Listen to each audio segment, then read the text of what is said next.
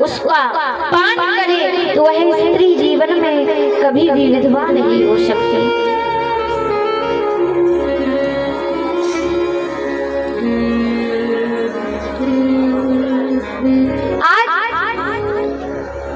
नारद जी कहने लगे, बोले देवी आपने सती अवतार में एक बार अपने पति से झूठ बोला था, और जो वास्तविकता में पति परायणा नारी होती है वो अपने पति से कभी भी झूठ नहीं बोलती।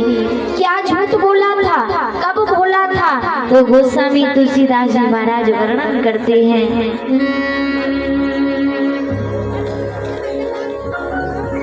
कि एक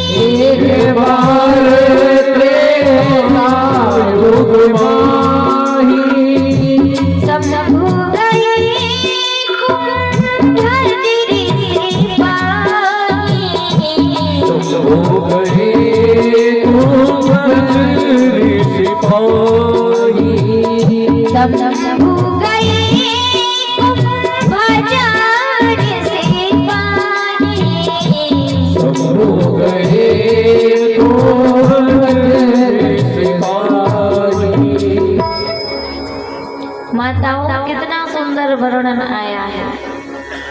भगवान भोलेनाथ कौन है? गोस्वामी तुलसीदास जी वर्णन करते हैं कि रज्जी महेश जन मानस राखा। रामचरित मानस के रचयिता हैं स्वयं भगवान भोलेनाथ। और मानस के रचयिता होने के बाद भी भगवान भोलेनाथ के हृदय में एक इच्छा जागृत हुई। कौन सी इच्छा? कथा सुनने की इच्छा, कथा सुनने के लिए। और जैसे ही मन में भगवान की कथा की इच्छा जागृत हुई, वैसे ही भगवान भोलेनाथ कैलाश पर्वत का त्याग करके कुंभज ऋषि के पास वन में जाने लगे। देवी पार्वती ने जब देखा, देवी सती ने जब देखा भोलेनाथ को, तो पूछने लगी, स्वामी आप कहाँ जा रहे हो? भोलेनाथ ने कहा, देवी कथा सुनने के लिए। कहा? कथा सुनने के लिए। मैया सती ने जब सुना कि मेरे पति कथा सुनने के लिए जा रहे हैं, तो जोर जोर से मुस्कुराने लगी और कहने लगी, स्वामी क्यों मजाक कर रहे हो, क्यों उपहास कर रहे हो आप, और कथा सुनने के लिए? अरे आपको पता भी है इस राम कथा के रचयिता तो स्वयं आप हो, और आपसे बड़ा ज्ञानी संसार में कौन पैदा हो गया जो आपको कथा सुनाएगा? तो भगवान भोलेनाथ कहने लगे, देवी शंभु गए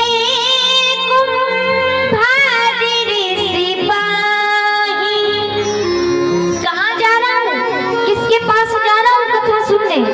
शंभु कुंभज ऋषि के आश्रम में। अब जैसे ही सती ने सुना तो दिमाग खराब हो गया। बोले महाराज आप जा भी रहे हो तो किसके पास? कुंभज ऋषि के पास। कुंभज यानी कुंभ, कुंभ यानी होता है घड़ा, कुंभ यानी घड़ा, मटका। और भगवान भोलेनाथ कौन है? समुद्र है। कौन है? ज्ञान के समुद्र। लेकिन आज वही ज्ञान के समुद्र एक कुंभ के पास में जा रहे हैं कथा सुनने के लिए, कुंभज ऋषि के पास जा रहे हैं। मैया सती ने कहा, देखो स्वामी ऐसा भद्दा मजाक मुझसे मत करो, ऐसा भद्दा उपहास मुझसे मत करो। आप एक घड़े के पास में कथा सुनने जा रहे हैं। अरे अगर किसी ज्ञानी के पास, किसी समुद्र के पास, अपने से समान व्यक्ति के पास जाते तो मैं मान भी लेती, लेकिन आज आप कुंभ के पास, घड़े के पास जा रहे हो ज्ञान लेने के लिए। भोलेनाथ ने बड़ा सुंदर उत्तर दिया, देवी आपको पता है कि मैं हूँ समुद्र, और समुद्र का पानी कैसा होता है, समुद्र का जल कैसा होता है, खारा होता है ना।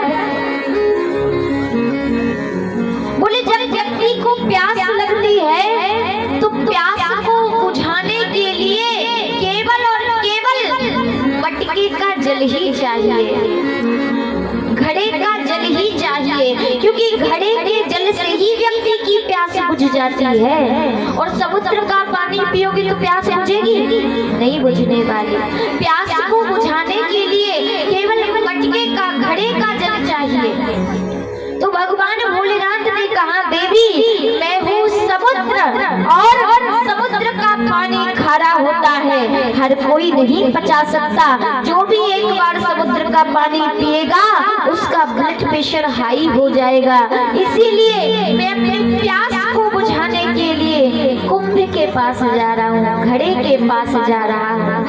और कुंभज ऋषि तो इतने महान हैं कि जो कुंभ के समान समुद्र को भी पी गए थे, मटके के, मटका समझ के स्वयं समुद्र को भी पी गए थे। इसीलिए नाम भी पड़ा कुंभज, जिसने एक कुंभ में, जिसने एक घड़े में पूरे समुद्र को समाहित कर लिया। इसीलिए संसार में कुंभज ऋषि के नाम से जाने गए। और आज भगवान भोलेनाथ कहते हैं, देवी मैं कुंभज ऋषि के आश्रम में कथा सुनने जा रहा हूँ। मैया सती ने कहा, स्वामी अगर बुरा न माने तो एक बात कहूँ। देवी पूछो, कहो। मैया सती कहने लगी, स्वामी मैं भी आपके साथ चलूंगी कथा सुनने के लिए। भगवान भोलेनाथ ने कहा, देवी ये भी कोई पूछने वाली बात है, अगर आपकी इच्छा है, मन में कथा सुनने की इच्छा है तो आप भी चलिए। आज मैया सती भी भगवान शिव के साथ में जाने के लिए तैयार हो गई। लेकिन यहाँ बड़ी ही विचित्र बात बाबा गोस्वामी तुलसीदास जी ने लिखी है। क्या कि भगवान शिव भी कथा सुनने गए और माता सती भी कथा सुनने गई, लेकिन अंतर क्या है, दोनों में अंतर क्या है। शिव भी कथा में गए और सती भी साथ में गई, लेकिन अंतर कितना है। गोस्वामी तुलसीदास जी महाराज वर्णन करते हैं,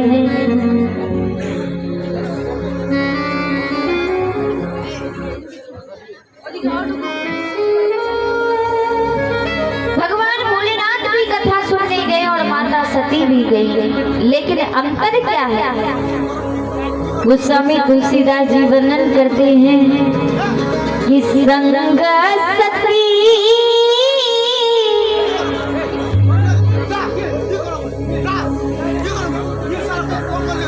शांति का परिचय दें कृपया। शांति का ये विवाद, ये शोभनीय नहीं है। हमारे कमेटी के जो सदस्य हैं, कमेटी के सदस्य ये देखें ये क्या है। बैठ जाए सभी, बैठ जाए। जय श्री राधे, जय श्री राधे, बैठ जाइए। भगवान शंकर का विवाह है तो कुछ भूत प्रेत आगे हैं, बाकी सब शांति बनाए रखें।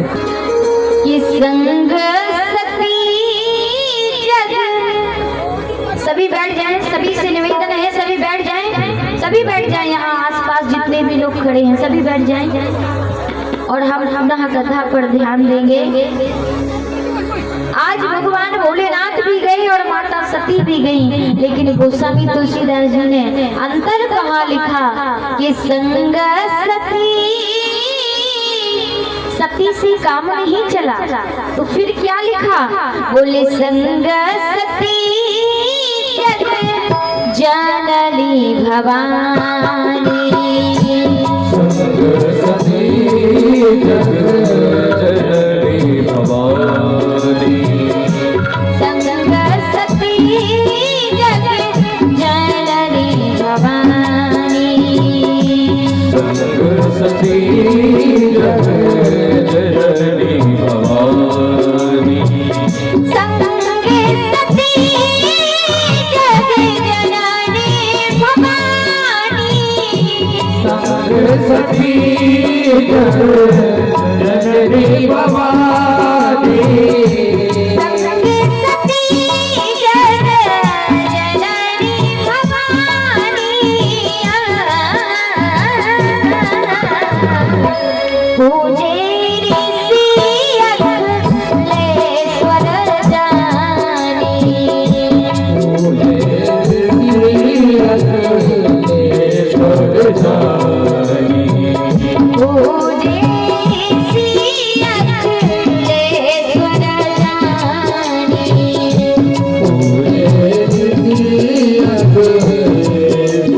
जाए।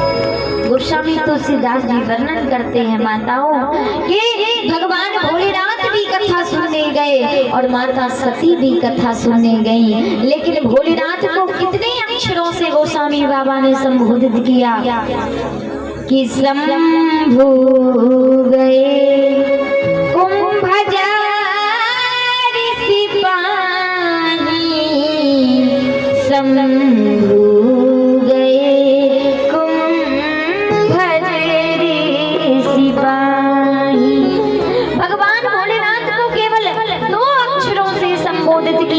शंभु, और मैया सती भी साथ में गई।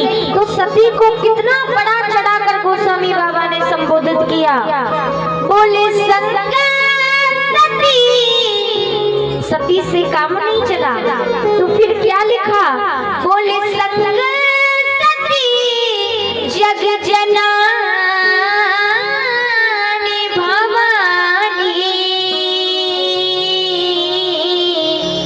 और पूजे ऋषि अखिलेश्वर जानी,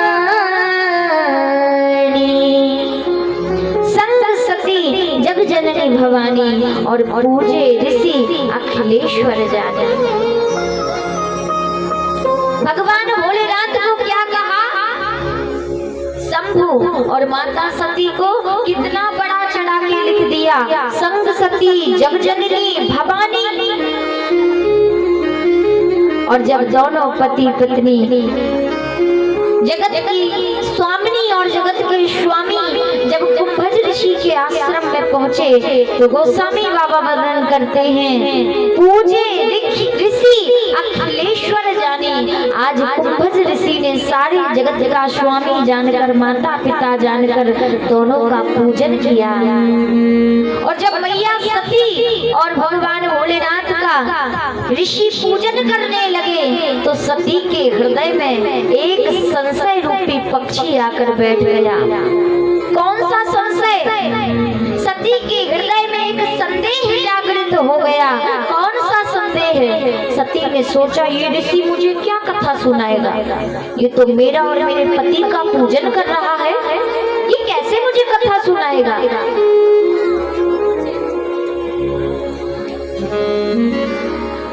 और याद रखना प्यारे, अगर कथा शुरू होने के पहले ही अगर हमारे हृदय में संशय रूपी पक्षी आकर बैठ जाए तो फिर कितना भी मन लगाना, लेकिन कथा में मन लगने वाला नहीं है। क्योंकि अगर एक बार संशय हमारे हृदय में आकर बैठ गया तो फिर कथा में मन लगने वाला नहीं है। और जिसका कथा में मन न लगे ऐसे व्यक्ति को कथा नहीं सुनाना चाहिए। गोस्वामी तुलसीदास जी वर्णन करते हैं, यह ना कहे सठे हट सीले और जो मन लाए न सुन हरि लीले। जो मन लगाकर भगवान की कथा को नहीं सुनता उस अभक्त को भगवान की कथा नहीं सुनानी चाहिए। ऐसे भक्त कथा सुनने के अधिकारी नहीं होते हैं।